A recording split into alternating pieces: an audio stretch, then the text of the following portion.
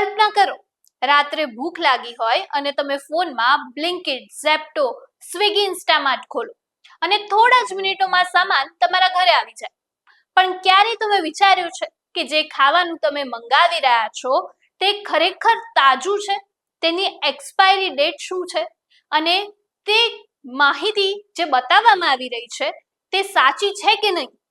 જો તમે online grocery ખરીદો છો તો આ સમાચાર તમારા માટે ખૂબ જ મહત્વના છે, કારણ કે હવે સામે આવ્યો છે એક ચોંકાવનારો સર્વે જે લાખો ઓનલાઈન ગ્રાહકોની ચિંતા વધારી શકે છે.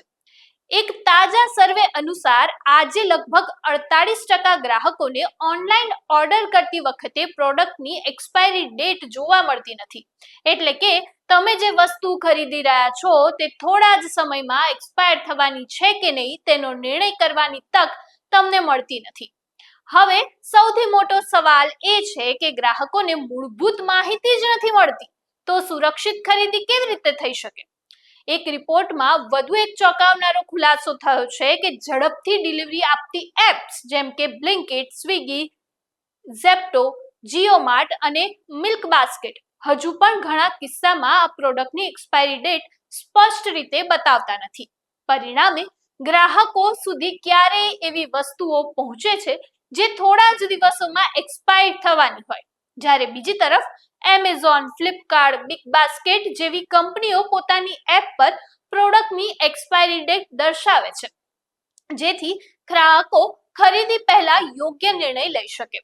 આ સમગ્ર મામલે વધુ એક મોટો સવાલ એ પણ ઊભો થયો છે કે 2024માં FSSAIએ આ મુદ્દે કાર્યવાહી કરવાની ખાતરી પણ આપી હતી, પરંતુ હવે FSSAIએ આ જવાબદારી ગ્રાહકોની બાબતો અને માપતોલ વિભાગ પર મૂકી દીધી છે.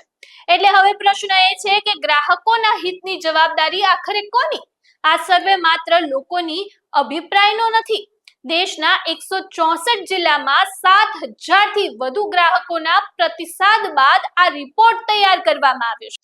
તો હવે જ્યારે પણ તમે ઓનલાઈન ખાવા પીવાનો સામાન ઓર્ડર કરો છો તો માત્ર ઓફર, ડિસ્કાઉન્ટ કે પછી 10 મિનિટની ડિલિવરી ના જુઓ.